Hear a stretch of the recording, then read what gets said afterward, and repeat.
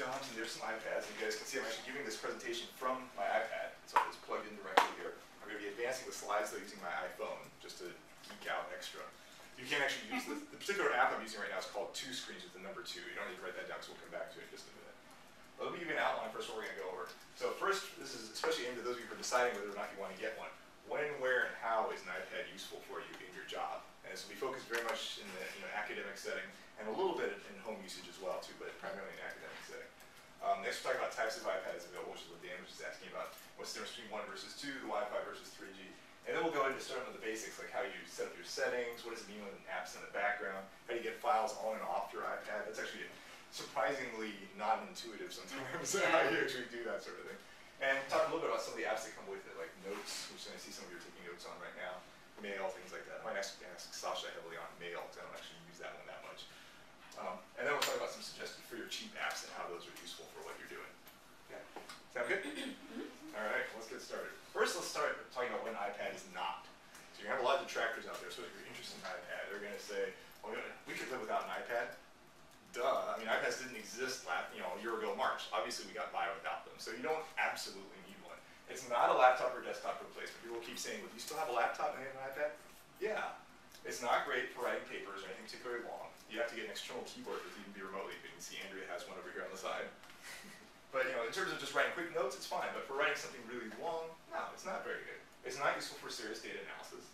It's not particularly useful for creating presentations. You can create presentations on it, but it's clunky. It's much better to do it on a regular computer.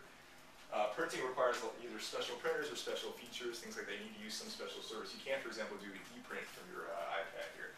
It doesn't natively have Adobe Flash. I mean, there's some websites you won't actually be able to see, at least easily. And it costs about twice the cost of a bottom-line netbook with really cheapy little laptops. And about the same as a cheap laptop from Tiger Direct or something like that. So I'm going to start off with the negatives there and just put those out. Yes, this is all true. Nonetheless, I would argue this is a very useful thing in a lot of different contexts. So let's talk about places where I use it. And the rest of you guys, feel free to pipe up with other uses you guys have. Don't feel like this has to be a monologue for me. So at work, I find it enormously useful in meetings. Committee meetings, faculty meetings, one-on-one meetings, things like that. So first of all, you can skip the printouts and have everything right there on your iPad. So for example, I'm going through defense next week. I have the entire dissertation loaded on the iPad. I've taken notes on it on the iPad. I've highlighted passages. I've made comments, things like that. It's all right on there. You can look things up on the fly on the internet. This happens all the time. We had a lab meeting in here, actually, in this room on Tuesday, and somebody said, well, blah, blah, blah species wasn't mentioned in the paper. I have no idea why. I pulled up Safari real quick on my iPad because I was reading the paper off the iPad anyway. Googled the name of the species, and I saw it was a polyploid, which completely explained why it wasn't discussed because it was not relevant to the subject at all. And we had the answer before the speaker even got to the next slide. This comes up all the time. Think about how many times you're in a meeting and somebody says, well, when is blah happening? I don't know. It's nice for you to be able to get past that. And yes, you can do it on your smartphone, but it's a lot nicer doing it on that. I mean, you have a big screen, you can actually see what's going on. And again, you can take electronic and searchable notes that are immediately saved. When I say searchable, I mean you have essentially the Control F feature. If somewhere in this long document there is the word keyheart, and you want to find it, you can just find keyheart. It goes right to there. So that's great. Let me just real quickly, what apps are you using for taking notes and for? For that, actually, I use Notes, the one that comes with it. Yeah, it's very good for that sort. And they're also immediately saved, so you can set it up, you can sync it with your Gmail account, so as you're typing, it's saving it in your Gmail account. So you don't even have to take the extra step of taking it off your iPad. It's in your Gmail when you get back to your office.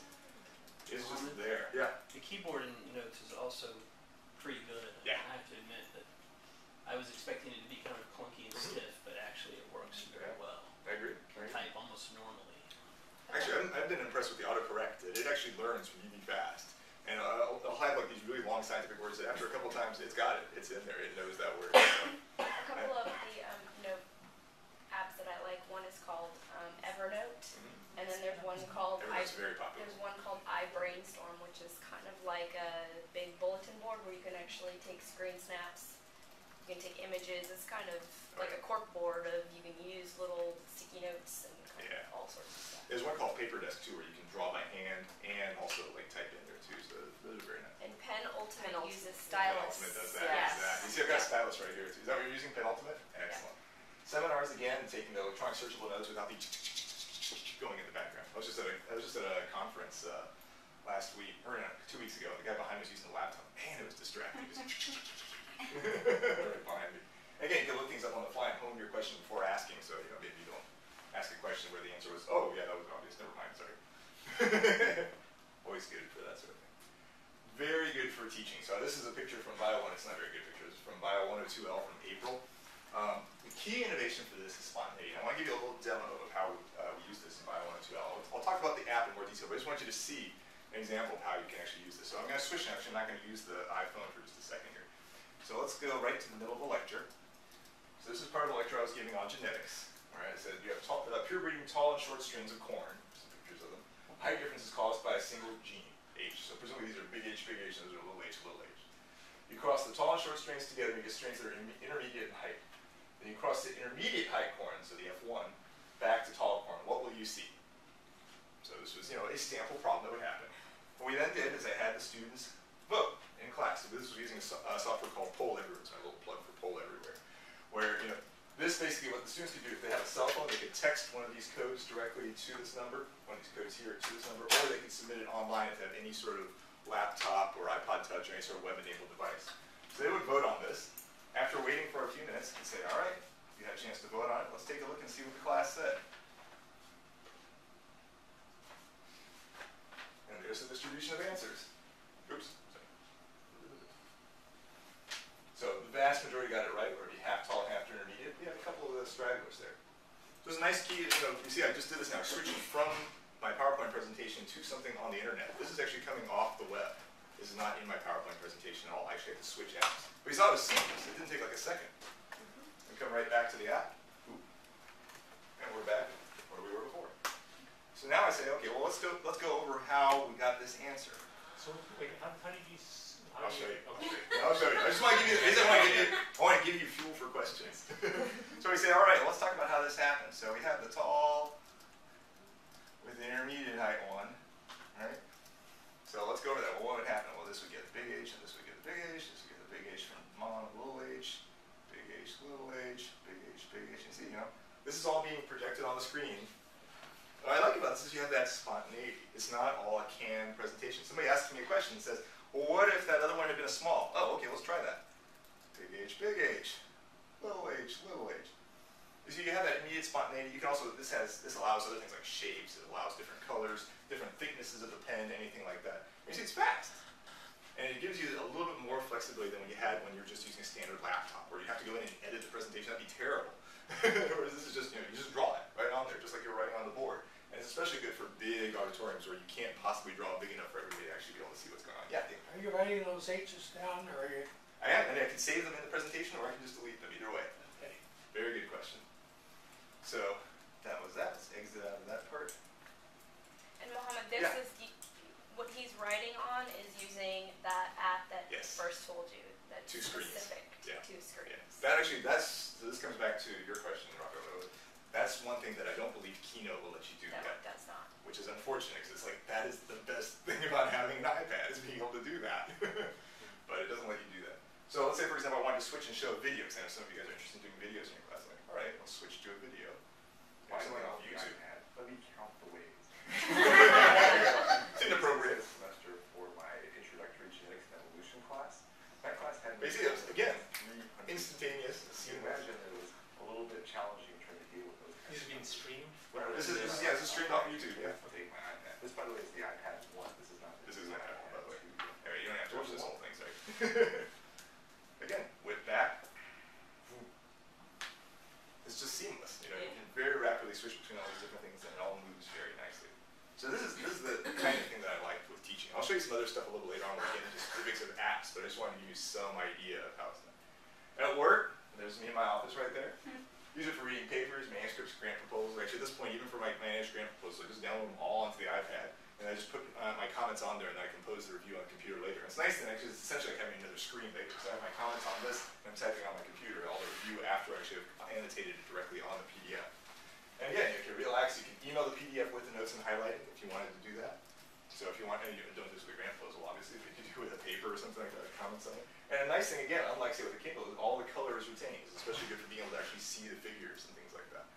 So it's very, very nice. Which PDF annotation program I use Goodreader. Goodreader. I love Goodreader. Yeah. I'm going to advocate for that one very hard. Mohammed, you said you're downloading them. Are you